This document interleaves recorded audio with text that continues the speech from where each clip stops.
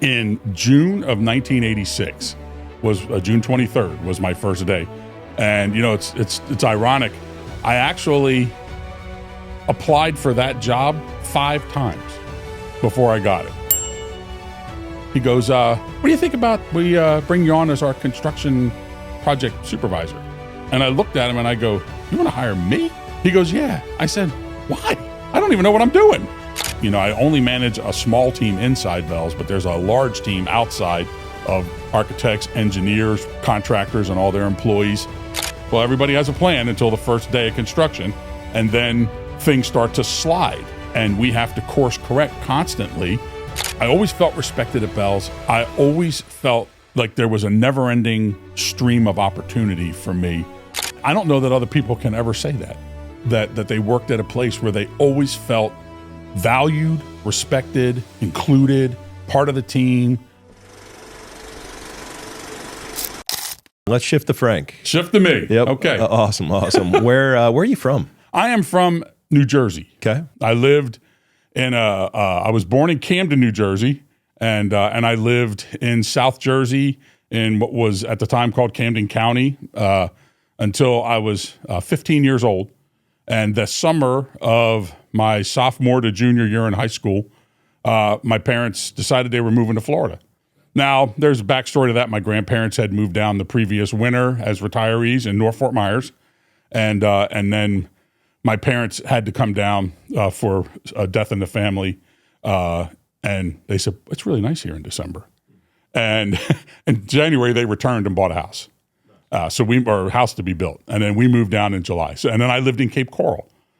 So that's where I went to high school, finished high school, and started college in Cape Coral. You play any sports? Not in school. Okay. I played a lot of basketball, and I've played a lot of racquetball. That's primarily it, is basketball and racquetball. Played a lot of other stuff, but those are the two that I really liked. Yeah. You've been a sports fan. We talk about sport. I mean, we've been talking about sports for 15 minutes here before the camera started rolling. But well, cool, man. Yeah. So then high school.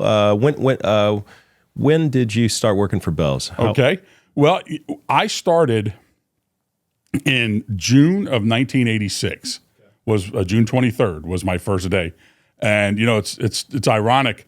I actually applied for that job 5 times. Really? Before I got it. Really? And you know, I think it's a really cool story. The reason that it kind of led me to Bealls was my junior year in high school. We had Spirit Day. My school was orange and blue. I didn't have anything orange. My mom had to go find an orange shirt for me to wear to Spirit Day so I could participate, because you had to have an orange shirt on or orange on. So she goes to Bealls, and she met a woman at Bealls in the men's department named Diana Mandich, who just recently passed away at 93. And she said, that lady will be a great first boss. You need to go get a job there. So in February of the next year, I was ready to go start working. And I applied each month because that's what the office manager said, every month come back because we've cycle everything forward. And in June, I got an interview and got hired. So I only ever had one other job. I worked for Wendy's for about a month. And didn't want to work for Wendy's, but I couldn't get a job at Bealls. I couldn't get an interview. So long story short, I got the job that I wanted, and here we are. That's cool. Amazing. That's cool. So did Bealls get back to you on those 6 applications, or no? How that worked was, I put the first application in February. I remember it was towards the end of the month, and I didn't hear anything. So my mom said, well, go down to the store and follow up on that. And I went, okay. So I go in, met this lady named Pat, who was the office manager, and she said, yeah, no, I have your application here, but they haven't been hiring right now. Understanding now, okay, that's coming out of Christmas, so that's more so when you're not hiring. You know, we're kind of seasonal, people are taken away and all that. Sure. So I said, well, you know, I want to make sure that my application gets moved to the top. She goes, well, we file them every month, and then we start a new file so that it's current. And I said, so that means I have to come fill one out again? She goes, yep. So she handed me an application. Well, I did that every month on the first of the month until June. And then in June is when I got called. Okay. So and how old were you? I was 16. 16. Okay. What was it like walking into a store and working for the first time in a big store like that? I'll tell you, it wasn't overwhelming to me. I never really lacked confidence in what I was doing. I knew if someone told me what to do, I could figure it out. So I felt good going in, and we had shopped in the store over that year, and I had met Diana and knew her and some of the other people that worked in the men's department at the time, and I was comfortable with those folks. So when I got there, I actually kind of knew them a little bit because we were customers. Little fact you won't know: my training manager was Beverly Bell. Really? Yes, Okay. she was the assistant manager in that store when I got hired, and I know her. They put me. Yeah, I know. They put me on men's 2 cash register to start training on how to work the cash register. And look, and this lady comes walking up and she says, "Hi, I'm Beverly Bell." And I went, "That's an unusual last name. It sounds like the one on the front of the building." And then, when her and I have hit it off and been friends for all these years. Yeah. 39 years? 39 years. Congratulations. Yeah. When is your anniversary? It'll be June 23rd Okay. of this year. I'll hit the 39. 39. Nice. Yeah. Nice. Yeah, that's Yeah. awesome. How was Beverly at training? Was she any good? She was. Yeah. You know what? She was patient Okay. and attentive. Okay. And, luckily I kind of picked up on it quick. It was, kind of memorization stuff, and that's not really hard for me. So I was catching it pretty quick. And she was busy because she had that store manager who was there at the time. Gerda was, a little Gerda. intense. I didn't realize that's where Gerda was. Yeah, Beverly has told me about Gerda. Yeah, she was a little intense. So, and even Beverly, I think, was maybe a little afraid of her. She was. Yeah. Just a little would be an understatement. Yeah. So, and there was a lot of, even then, that store opened in 1976. Okay. The Cape store. So, there were some tenured employees there by then, people who were 10 years in. So, they had a good staff of people who knew what they were doing, and a mature staff. And, I was just a young kid, but you know what? No one ever treated me like some young kid who I was accepted and given responsibility right away. I mean, it wasn't much.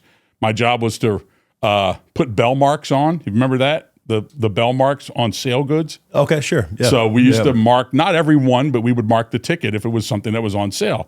So we did a lot of removing of those and putting them on.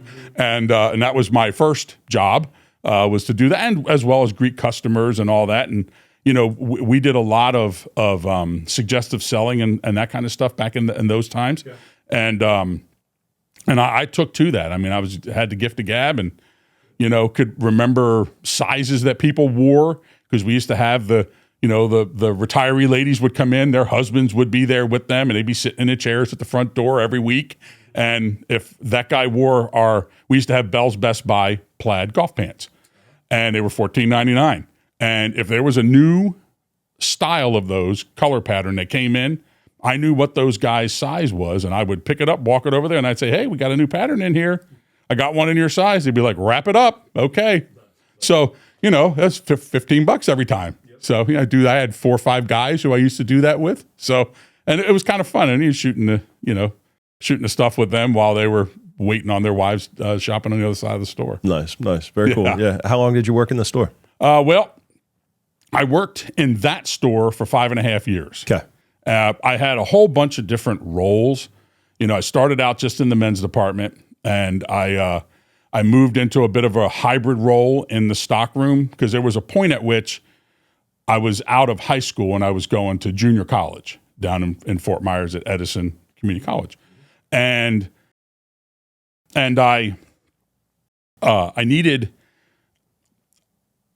we had at the time, and I don't know if we still have it, a program called Tuition Reimbursement Program. And that's for an employee who's working full-time and is taking courses in a business track, which I was. Bealls would pay for your tuition and books if you achieved a C or better. And my manager, after my first semester in college, she told me about the program. So she said, "If you want to work full-time hours, we can make this work." But they didn't have it in the men's department, so I had to start moving around. So I worked in the stockroom sometimes, and later I shifted into the office and all that, and then it moved on from there. But I was 5.5 years in that store, and then I worked 2 years. I wound up getting that whole college tuition thing. I'd run out of courses I could take down in Fort Myers. USF was affiliated with Edison Community College, and I was going to have to move to the Tampa area. But I didn't want to stop working at Bealls. That's where I wanted to be. So the method for me to be able to still do that was I got hired into the management training program as store management. Yeah. And I moved up, and I remember when that happened, Jim Simpson, who was our district manager at the time, he interviewed me and decided he was going to hire me. And he said, "Where do you need to be?" And I said, "I need to be within an hour's drive of Tampa." And he slotted me in Bradenton at the West Bradenton store 24. And I was there for 2 years until I got loaned to corporate for 6 months. Okay. And the loan never ended. I stayed there the whole time. Right. So there's stories behind that too, of course. But so I put 7.5 years in the stores. And if you in my office, if you were to come in, I still have my name badge. My last name badge is still there. Assistant manager on the bottom of it with my name. It's cool. And I still have mine actually too. Yeah, when I was, because when you work in a support role, which now is what I do, yep. That's it. And you don't forget where you came from, because the stores are where the guest is met. Right. And the rest of us are there to support them, give them everything that they need to do their jobs. Right. So easier or harder? Which one's easier or harder, stores or corporate? Stores are harder. Yeah, absolutely. Yeah, for sure. For a number of reasons. But corporate's not easy, but it's not anywhere like what working in a store is. Right. Right. No. Yeah. So. You have any crazy experiences with guests or with Beverly or Gerda or anything? Any cool stories that are worth sharing? With Gerda, oh yeah. One of them I'll tell you after we're done. Okay. But I remember one. We were going through a remodel. It was 1990, and they had done flooring the night before. And I come into work that morning. I park out back, and there's this giant pile of like trash. I'm like, oh my God, what the heck? Why would they have just put all that trash over here and not in a dumpster? Because it was old carpet and carpet glue and buckets and everything else. So a little while later, I get called to the back, and Gerda goes, "Hey, I need you to come outside with me." I go, "Okay." So I go outside, and she goes, "All right." She goes, "I need you to load all this stuff in that dumpster." And I went, "The dumpster way over there on the other side of the parking lot?" She goes, "Yeah." I said, "Are you crazy?" I said, "I'm going to be out here all day. And this is like August." And she goes, "Well, what do you mean?" I said, "Well, couldn't you get the dumpster moved over here? And then I could have it done in like the half an hour." Right. She goes, and she would get frustrated, and she would shake her head, and she'd go, "Just get it done." And she turned around and went back inside. So I was out there the whole day. Wow. So I'd get all done with it, and with all this carpet glue and everything, and I ruined my shirt. And I said, we used to call her Miss Eddie. I said, because that was her last name. I said, "Miss Eddie," at the end of the day, I said, "Is there any way possible I could like get a petty cash thing and get a new shirt?" I said, "I ruined my shirt doing all this stuff." She told me no. Wow. After all that, I was like, "You got to be kidding me." Wow. So I spent the whole day walking back and forth, carrying carpet and every other thing into this dumpster to clean up the parking lot. Little did I know when I came in the morning that was what my day was going to be. Right. I didn't have a pickup. I might have loaded it into pickup and drove it back and forth, but I didn't have that. That's funny. Yeah. That's funny. Yeah, Beverly's told me some stories that, and so it's all kind of coming together. Oh yeah. Oh yeah.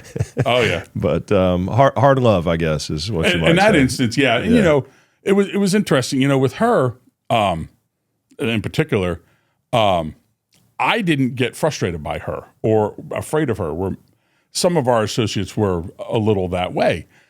I treated her like my mom, and a 16-year-old kid like your mom. It's like, okay, right, okay. Right. And I would always tell her, I don't know what you're all frustrated about. Why don't you just tell me what you want me to do? I'll go do it. I'm here for however many hours until I go home. So just Right. Tell me and I'm going. Sure. Yeah. So That's funny. yeah, That's those are funny times. Yeah, for sure. For sure.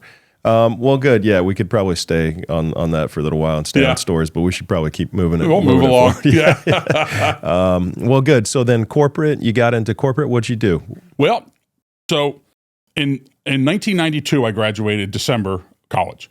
And I figured in 93, I would be moving on to another store somewhere to continue my training towards, management training. And my goal was to become a store manager sometime in the next couple of years, when a slot opened and they thought I was ready. So I was preparing for that. In April of that year, we were remodeling the Plant City Bealls, Florida store. And I got a call from Jim Simpson, and he said, hey, the store development department, headed by Conrad, needed someone to help them for like 6 months. They had some projects coming up, and they needed an extra pair of hands. And I asked him, I said, really? He goes, and I think you'd be the right guy for the job. And I went, okay. So he goes, so let me know, think about it and let me know if you want it. So I went, okay. So the next day, I was concerned because I thought that I was getting that call was actually going to be him telling me that I was going to move to another store and continue my career path. So he calls me the next morning to follow up, and he goes, hey, I didn't hear from you. He goes, I just want to check in with you. I said, well, Jim, I said, why are you picking me? I said, of all the people that are out there. And he goes, well, I think I said, well, so he was beating around the bush. And I said, so Jim, I said, come on. I said, what qualifications do I have that make me the person for this job? And he goes, I didn't want to say it, but you're pressing me. You're male and you live in Bradenton. Those were my criteria.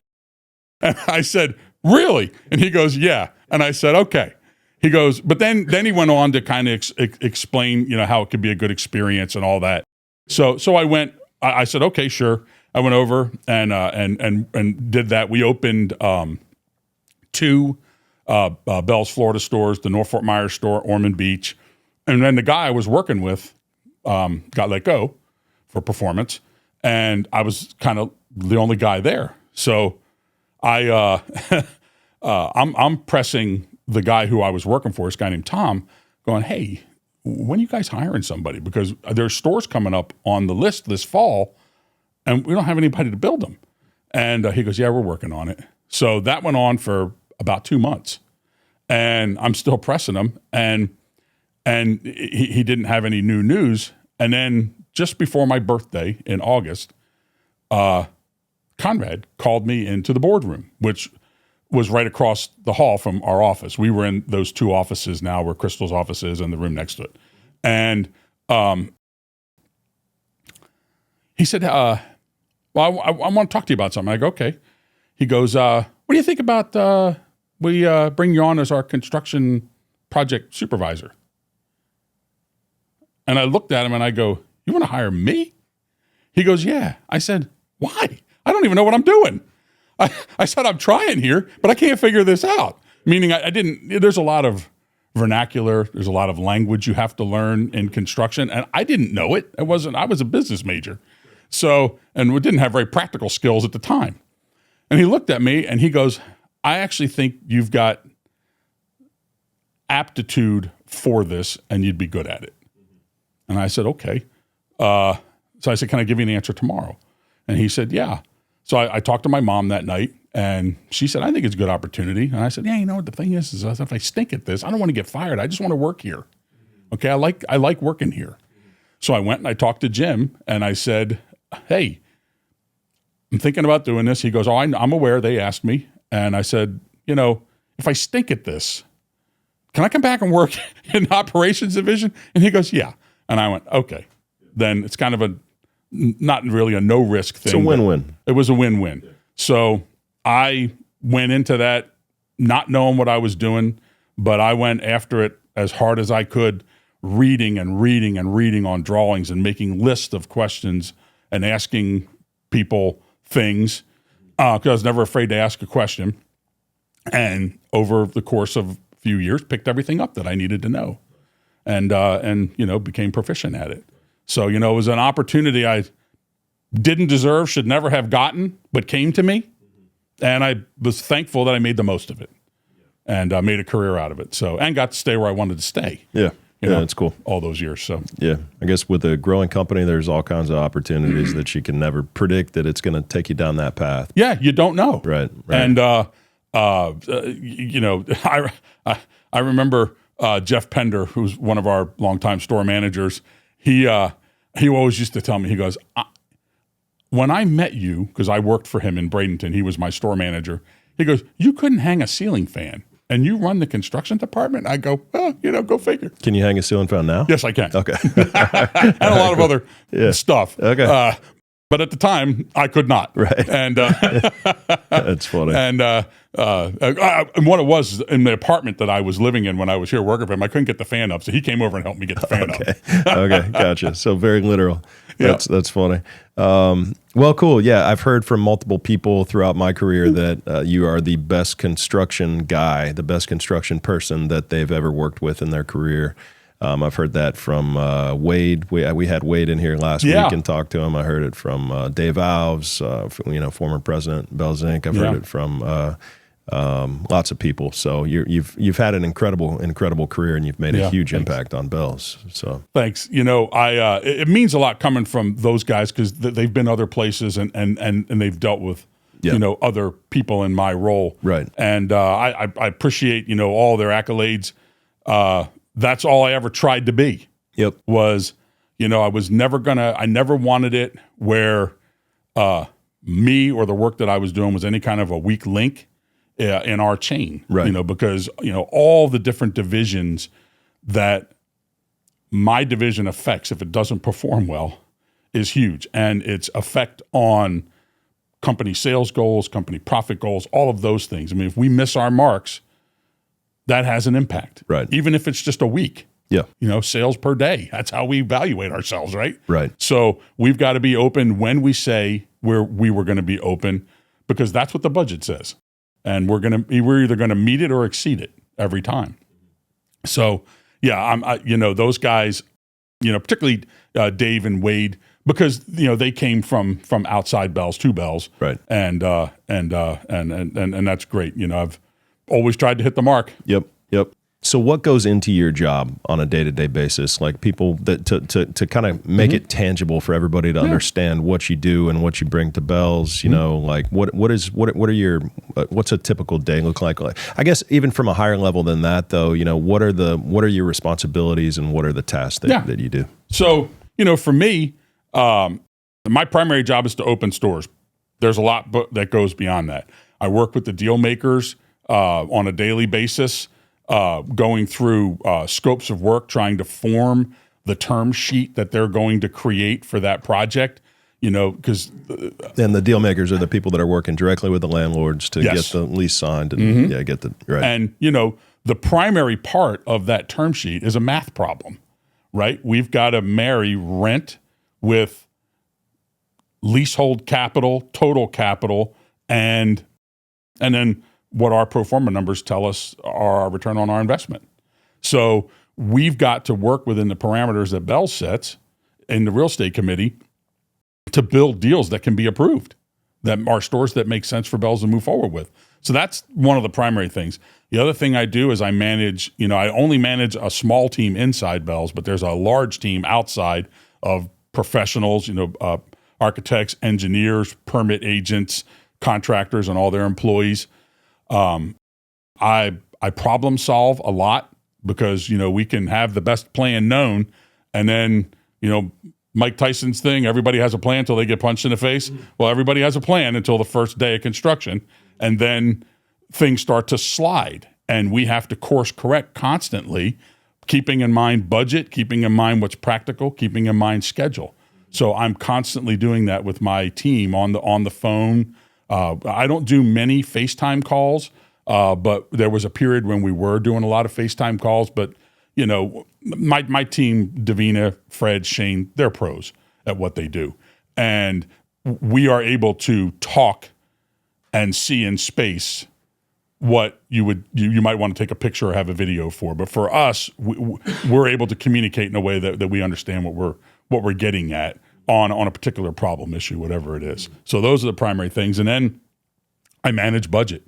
We've had a history, in my time, the last time we were over budget for a year was 2 years ago, which was the first time ever for a cumulative year because of the inflation that we were hit with. I mean, we couldn't adjust the budgets up fast enough to keep up with what was going on there. So, that minding the store is important, and then managing inventory. We provide a lot of goods to the stores, communicating constantly with our outside vendors and other partners to keep, the train chugging down the track, towards not only this season, but like right now, it's April.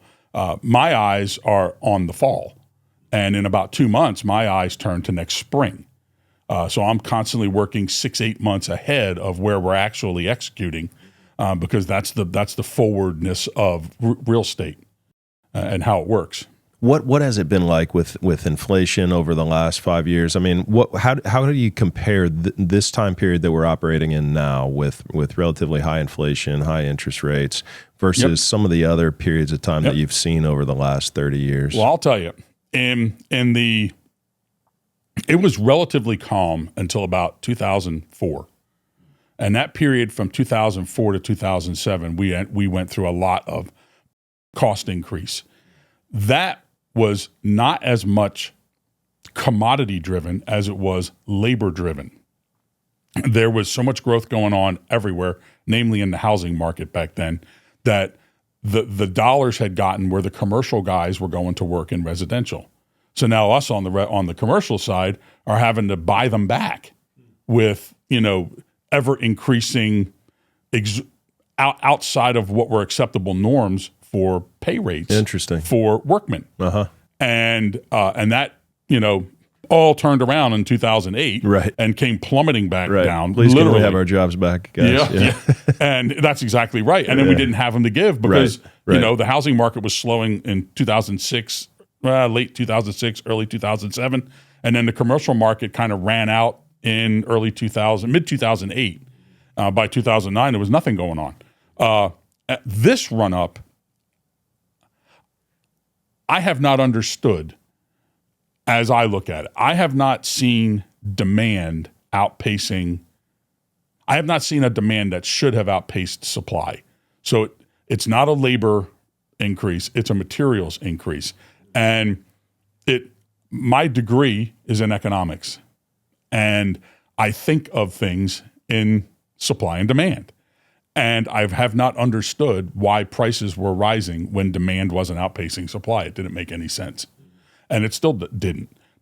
That has leveled off. And in our world, it's actually, in my world of commercial construction, it's actually started to go the other way. It's actually started to go down a little bit. We'll see with the whole tariff thing what that does. I am happy for the 90-day reprieve that was given because we will be buying out our fall projects in June. So for our world, we'll be bidding projects through the first 3 weeks in June. So if we can get in before the tariff effect occurs and starts raising commodity prices for anything that's made out of steel, which is pretty much everything that we use in building a store, then we'll make our budgets for the fall. I don't know that the commodity pricing will rise high enough where we're gonna be seeing 9 and 10% overages, even if we are higher. But we're gonna have to adjust for that, obviously, because we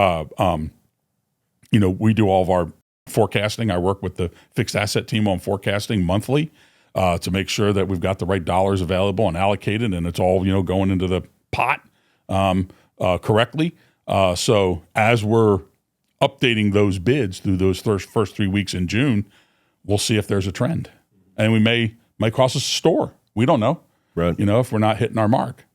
So you've seen this tariff thing before the first time Trump was president, and it, a little bit early on, yep. A little bit, yeah. Mm-hmm. There was some volatility then, I guess. But what do you have any idea how this, what's next? How does this thing kind of play out? I wish I did. I know. I was hoping you could tell everybody. Yeah, it's. Well, I was hoping you could tell everybody. I mean, it's it's a little, almost feels like we're careening a little bit. We're like on the road and we just keep careening to the left and to the right. And if we're going to go the route of tariffs, then let's stop playing around with it's on, it's off, it's on, it's off, it's on, it's off. Let's just go. And there's going to be consequences. Nobody likes that. But if it's the path we're going on, then let's get on with it instead of this on-off deal. Because, in business, we just need to know what the rules are, right? You were talking about it at the town hall last time. It's easy to manage as long as you know what the rules are. Right. Yeah. So, that's right. And then, we can't control it. Okay. Yeah. We accept it. Sure. And we chart a course. Right. Yeah. Yeah. It's pretty simple. But yeah, when you get a lot of volatility and you get a lot of like uncertainty about what's the next move, what's the next change, it's driving business people crazy. It is. And then you have the fear mongers who are just freaking out, but they don't even know what they're freaking out about. Right. Right? So it's like, how's that? True. And for those of us in that non-world of non-freaking out, it kind of, everybody starts to be untrusting. And we'll just have to wait and see. Yeah, for sure. Yeah. Who have been some of the more impactful leaders that you've had in your career? A number. Diana Mandich was a big one. She obviously was the reason that I pursued working here. But initially, they all had the same trend. Diana was there. Gerda was there. Jim Simpson was a huge influence on me. Conrad was a huge influence on me. I mean, I followed, obviously he hired me into what became my job ultimately, but he moved me. I don't know if you remember this, but in 1999, the store development department was disbanded, and we split into Bealls Florida, Bealls, and I went with the team that Conrad was leading on the Bealls Florida side. So him for sure. I had a lot of FaceTime with him as we were. I remember back in 2003 when we were charting through the first Kmart bankruptcy, and we were buying stores out of the bankruptcy court leases anyway, and all of that. Dave Dodson. What was like the biggest imprint that Conrad left on you? Conrad, he had, I would say, a calmness. He never raised his voice and got all huffy. He received the information. He would look off to the side and cluck his tongue, as you've seen him do probably many a time. Sure. And that was him taking a pause, thinking, measuring his response. And he would give you a response that was real and that meant something. And it's like, boy, how did he figure all that out in just a couple seconds? But he did. And, it was something to pattern yourself after. Because, when you're younger, you're all jacked up and everything wants to be too fast. And in reality, it's actually faster if you just slow down. Right. Think for a second. Yeah, a lot of reactivity is kind of the norm, and he's much more of a contemplator. Much more of a contemplator. For that, in my world, I took that to heart as something that I needed to get better at, to do my job better, and not, oddly enough, waste other people's time and effort, money. Because every effort has money attached to it. Right. So, yeah, that approach just gives you the opportunity to kind of think about all perspectives as opposed to just reactivity with whatever it is that you're conditioned to already know. Yeah, you can spit it out fast, but that's just one limited perspective that's coming from your mind that's that's already in there. But if you take the time to think about it full circle from 360 degrees and like, how does this impact this person over here and this person over here? I agree. That's something that Conrad is really thoughtful. He's a very thoughtful person. So there was that. And then Dave Dodson was a big influence on me. He was my store manager for only a few months at the West Bradenton store. He had, they had moved around. Jeff Pender had moved down to the Venice area, and then Dave came over and took over this store here. So I worked for him for just a few months in the store, but then I worked side by side with him. And Dave taught you humility. It was never about Dave, all right, and it was always about you know, what the issue was, how can I help somebody else? And he just did not push an ego agenda. And that fit with me because that's how I am comfortable. Right. That's how everybody's comfortable. That's how everybody's comfortable, but it's not how everybody acts. Yeah, true, true. And, you know, it takes discipline to step back and not have to, you know, not want to be a star. Right. Just play your role, be humble. Yeah. So I learned a lot of that from Dave. He was, Nice. you know, was a great guy. Nice. And then, you know, more recently, Dave and Wade. Dave Alves and, Yeah. and Wade Laufenberg. Sure. Yep. You know, Dave taught me a little bit the power of will. You know, I mean, because he had a really strong, or has a really strong will, and you know that can maybe work against you sometimes. But there's a time when you have to persevere, right? If you're pushing an envelope and trying to push an agenda that may not be the popular agenda, but you feel, you know, confident enough that you're on the right path, then you got to stand up for what you believe in and not be nasty, but try and convince someone. Sure. And hopefully rationally they'll look at it and agree with you or not. It's a strength as long as you're able to come off of that idea and that path. If you can step off the path and be like, maybe I was wrong. Maybe I didn't think of this, you know, but if you're, you know, if you're just full steam ahead and you're unable to change your mind about something, then it becomes obstacle. Big obstacle. Absolutely. Yeah. And then with Wade, and Dave's so smart, he can navigate all that stuff. Yeah. But he could have, you know, 16 balls in the air at the same time, and then he's picking every one of them. It was really amazing to watch.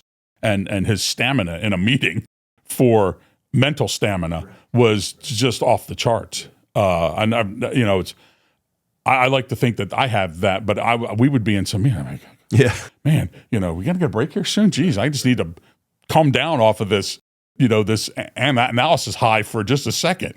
And anyway, but and then with Wade, you know, Wade is just such a great partner, and he shortly after he came to Bealls, he treated me that way. And I hadn't always had that, but it's a nice place to be, and he definitely tells me all the time and shows me, you know, that he values the contribution, you know, that myself and my team make to Bealls, and I enjoy working for him. Nice. Why Bealls for 39 years? Why Bealls? A number of reasons, Matt. I'll tell you. You know, one thing. When I got here in 1991 to Bradenton, I didn't know Bradenton or anything else, but I came to really have an affection for Bradenton and our barrier islands and the lifestyle that we get to live here. So that's number one. I'm happy where I live. Number two is, and this is really going to go kind of all over the place maybe, but I always felt respected at Bealls. I always felt like there was a never-ending stream of opportunity for me. Even just within the role that I was playing, there was always an opportunity to do something more, to be a part of another team. I remember back in the day, remember the store resource team, SRT? Do you remember that acronym? Yep. Okay. Well, that was, you know, something that was out of the Bealls group that we brought together people from corporate and people from the stores to solve a store problem or a problem that something was not going right for the stores. And that was an opportunity that I cherished. It was fun working with the store teams to do all that, but never-ending opportunity. The culture of Bealls we're kind of a happy group, right? And we are a respectful group. You know, I've only met one person, they don't work here anymore, who I ever felt was disrespectful to me. And that I don't know that other people can ever say that they worked at a place where they always felt valued, respected, included, part of the team.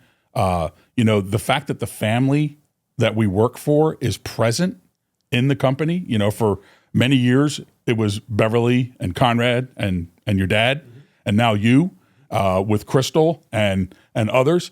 You know, to me that was huge because you know. Cool. It's different. You're touching them, So I always, some people can call it corny, or you can call it whatever you want. I don't care. But it made me happy. It made me feel like the work I was doing meant something. It wasn't just a job. Collect a paycheck, go home. Right. Yeah, that's cool. That's cool. Yeah, it's a really cool perspective. Yeah. What about the culture? In terms of just like strictly culture, and maybe some of the changes, how it used to be versus how it is now. It's always been a great culture. It's always been Well, the biggest change I've seen lately in the culture of Bealls is we've always had. I'll use the word platitudes that we put up as what we stood for, but they tended to be phrases or sentences. And you went a different track. You went with words, just individual words, but they're not simple words, right? And that to me was good, because I like things that are kind of smart, want to make you think a little bit. And when you look at those words, you've got to think, what does he actually mean here, right? And you got to pay attention a little bit more.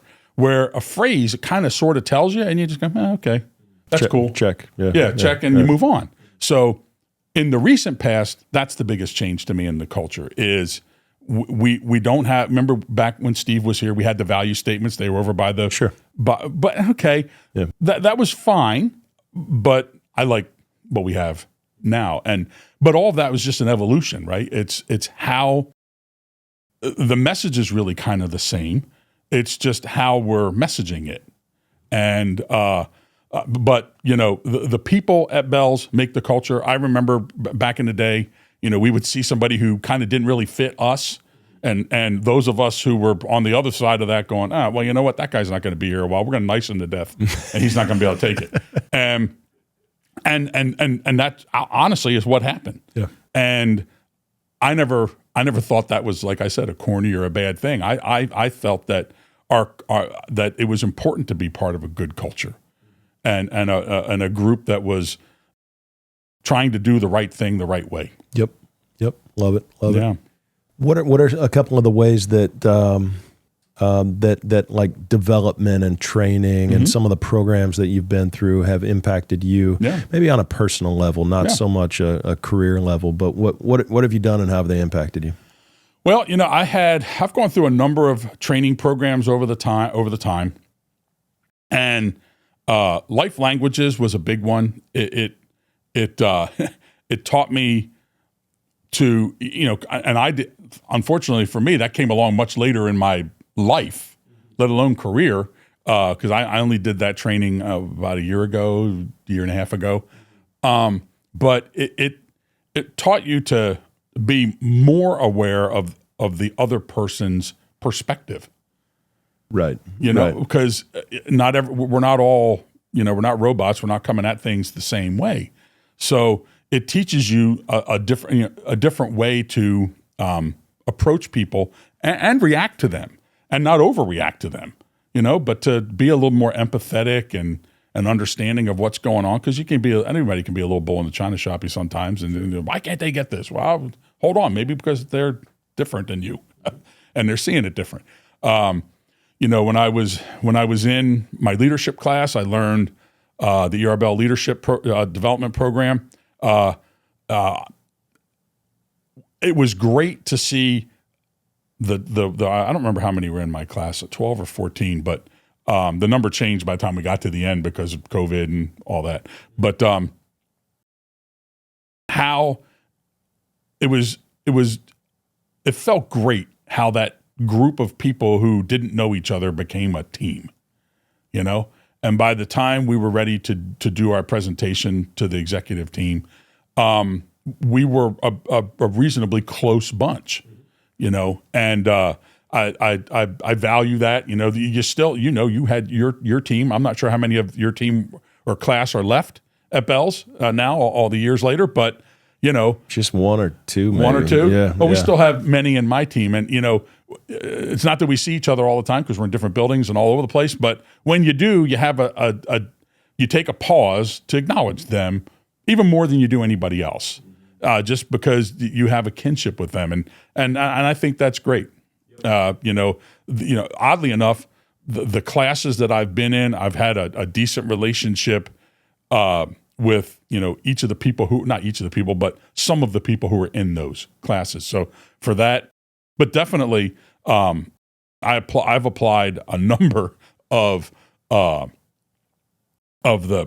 things that I've learned in those classes in my personal life, because your personal life parallels your work life, and it touches. I mean, managing your family, managing relationships within your family, all those things. It's the same as it is. It's similar to what it is at work. So and that's a lot of being a good manager, is learning how to effectively managing your people. Right. Yeah, no doubt.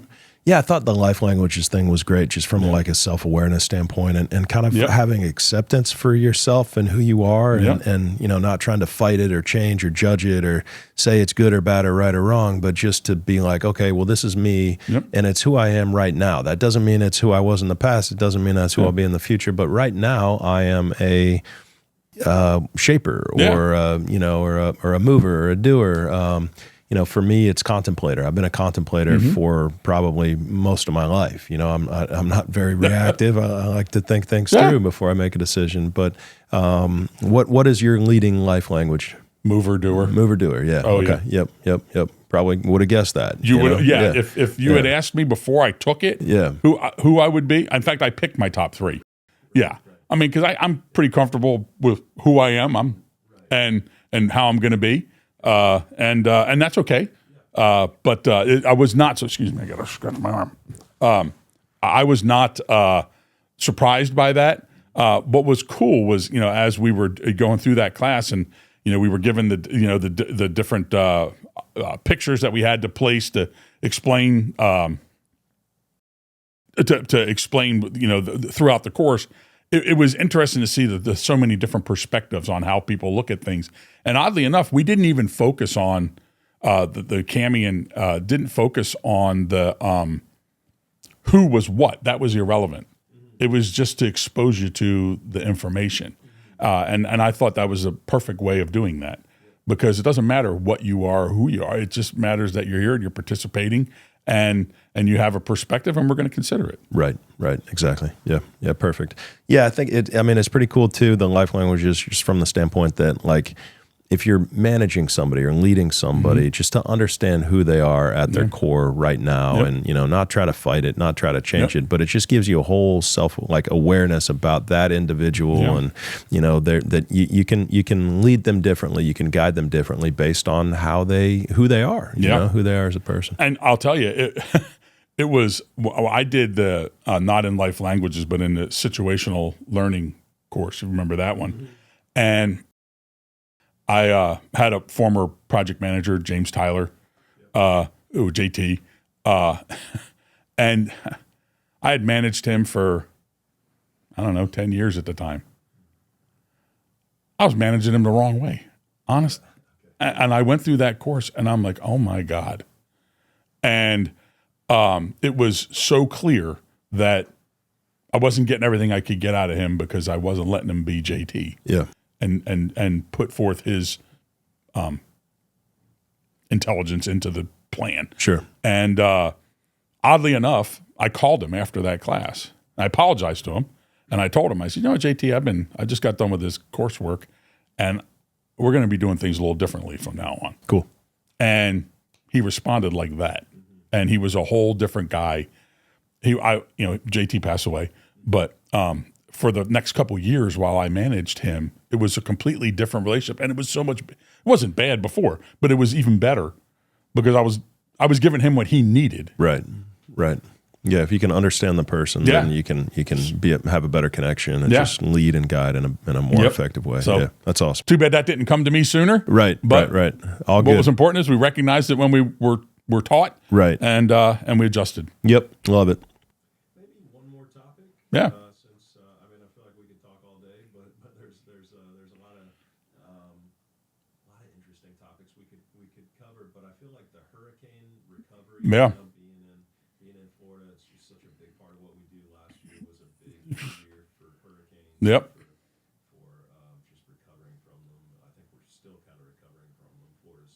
Oh yeah. But what is your role and responsibility as it relates to that? Well, on the hurricane recovery side, we it changes based on the severity of the project or the damage that we have. George Passagov and his team, they take the lead role on what we would call the restorative side, which is cleaning things up, getting the building safe, and deeming it safe for our crews to then go in and do the rebuild per se. So my role primarily is on the rebuild side. I have gone into a number of stores that were still in disrepair, and the restoration teams were still in there working. But that was more on a kind of a triage visit to say, okay, is this a total loss? Not a total loss? What are we dealing with here? How soon till we can get these back? Trying to come up with timelines, start forecasting material buys, and all that kind of stuff. So for me, it is completely on recovery rebuild after the restoration crews are done. I'll tell you, Hurricane Ian was absolutely hands down the worst of the worst of my. Honestly, I don't even remember hurricane recovery before Hurricane Charlie in 2004. But from 2004 to present, Ian was the one. Wow. The hurt that we had from that. And just remind people where that impacted. And yeah, well, Hurricane Ian came on shore, right around the Punta Gorda area. But it tore stuff up from Fort Myers, even a little bit in Naples. I mean, we had damage to our store in the Bealls store in Naples on 41. That one was actually just from flooding, but not so much wind damage. And we had damage all the way north to Bradenton. Smaller damage further north, but that Charlotte County, southern Sarasota County, Lee County, gosh, it was unbelievable. As we were out driving around, it's heartbreaking to even watch it. It's not. I mean, yeah, we're there for our stores at the moment, but what you're seeing as you're driving around, if you've ever done it, is incredible. And I'll tell you, Bealls stepped up through that. I remember we went over to New Smyrna Beach, and our district manager and I'm not sure if the regional was there or not, but they were out, handing out gift cards to customers to say, hey, we know you lost everything, but we're recovering our store. When we do, come on back, and we're going to give you something to try and help you out a little bit. You can't help everybody, but you can do something, and that's a wonderful thing that the company did. And it wasn't just there that we were doing it; they were doing it all over the place. But Yeah, and the prediction for this coming season is another brutal year, of course. Yeah. I mean, last year they predicted a pretty brutal year and got it right. Years prior, it's been, they haven't been all that accurate, I wouldn't say, but we'll see. We'll see what happens next. Yeah, it's 13 to 18 this year, I think, is the number. Right. And I think 17 is one of the big predictors that I saw. Yeah. But who knows? Yeah. And I don't know how they know this, but they're saying potentially 3 impacts on Florida on the West Coast side again. I'm not sure how they know that. But the AccuWeather one, they don't. Yeah. I don't know how you can. No. But hey, whatever it is, we will be prepared ahead of time. Exactly. And we'll figure it out. Build it back on the backside. Yeah, What do we got? Oh, those are just landfall locations over the years. Yeah, wow. Now, I'll tell you, though, the worst we've had, though, is in Florida. Yeah. More so than the other states. And not that we don't have stores in those states. Right. They're just we're just more densely populated in Florida. And we have just a lot more everybody's on the population coast. of stores close together. Right. So yep. Well, what's speaking of next, what's next for construction first, and then I'll ask what's next for Frank. Well, for construction, we will finish up our spring group of stores. I hear my focus is right now on the fall, and we new store openings for this coming fall and the next spring. Yep. And we have 14 or 15 stores that we're going to wind up doing this fall. I think there might be 15 that we'll be able to get in. We're just waiting on a landlord to make a commitment on the Dalhart, Texas site that they're going to get it in the fall. And but either way, that one will open. So and then on to the spring. I hear rumors that we're going to be tweaking our prototype a little bit, maybe on the fixture side, maybe some things on the construction side. We haven't messed with the Bealls prototype in a while since Dave first got here back in 2012. We did, we did a kind of a major update to it. We did a little bit of a tweak to it with Tian and yourself, when we started the interior rebrand. Yep. But this one looks like maybe be a little bit bigger. That's fine. We have to run that through and get our, details right. I always say we have to work hard to get it right the first time. And then after that, it's repeat. Yep. So my focus and my team's focus will be on supporting that effort, whatever it is, to get us through. Love it. Love it. Good. And what's coming up for Frank? What you got? What's in the future? Well, I'm going to be retiring this year. This year? This year I will retire. All right. So this calendar year. Yep. Yep. I haven't put my paperwork in, if that's a thing, but I have notified Wade a couple of months ago that this year was going to be my last year, and my wife will be retiring at the same time, and we'll go off to do our thing, and a lot of boating, a lot of pooling, a lot of beaching, a little bit of travel. We plan to take 2 big trips a year, one in the spring, one in the fall. So we're charting that course, and we're excited about it. And I can't say mentally that it's time, meaning where I'm like, I'm just wore out, I can't wait to get out. No, it's not really that. It's we set a plan, and we've gotten to our plan. Go. Good for you. Yeah. Go. Enjoy life. Yeah. Yeah. Good. That's excellent. So I'm excited next. for you. Yeah. Thank you. Yeah. We're excited for it. I'll miss all my work friends and I won't say I will miss the work itself, because obviously, that'll wane. But the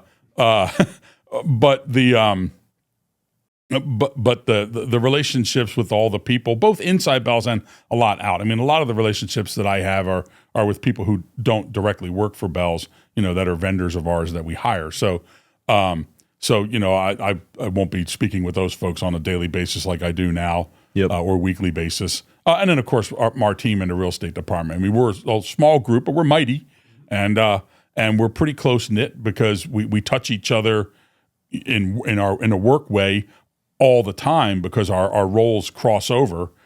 So that forces us to be a pretty tight group. Yep. Because we rely on each other. We don't succeed because any one of us is doing anything. It's because as a group we're doing it. Nice. Yeah. Love it. Yeah. So no way I can convince you to try to stick it out for the year 40. Well, I thought about that. Yeah. But 39 and a half, man. Yeah, 39 and a half. You're almost there. You're almost there. I remember Dave used to say, that's a rounding thing. Yeah. That's rounding. Right. So I'm going to round it up. Okay. I was in my 40th year, we'll say. There you go. Love it. So, Chris Collins did the same thing, and it was his wife as well. They did the same thing. They agreed together they were going to retire, and 39 and a half years for Chris Collins too. Yep. So I'm starting to get some PTSD from that number. Yeah. But so for Heather and I, my wife, we came together later in life. Yep. I got married when I was 45, and I had always told her, in the back of my mind, I thought that I was going to retire around 55.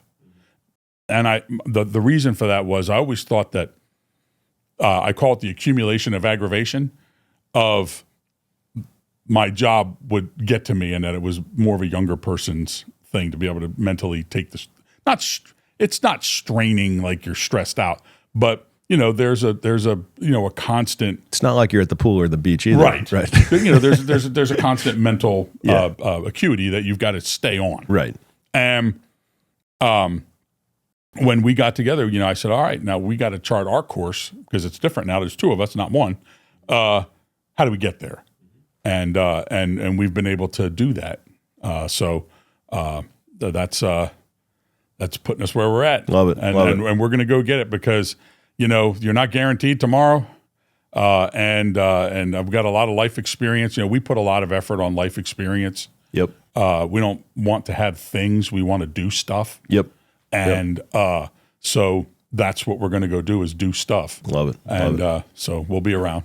Good, good. Well, congratulations, Thank you. man. Yeah, I'm excited for you and your wife, of course. Thanks. Yeah, it's very cool, very exciting.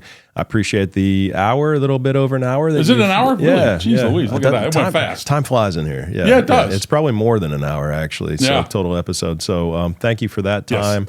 But more importantly, thank you for the 39 plus years that you've given to Bealls. You bet, Matt. Thank you. Yeah, for sure. No, you've accomplished great things, and you're going to be impossible to replace, of course. Oh, I don't know about that one. We got a good team. We've got a great team. There's no doubt, but you are a legend for as far as Bealls is concerned. So yeah, thank you for all that you've done for You us. bet, Matt. Yeah, Thank you. appreciate it. All right, we'll sign off with that. All right, good deal. See you, Yep, everybody. yep. Thank you, Frank. Great Yes. job, man. Thanks.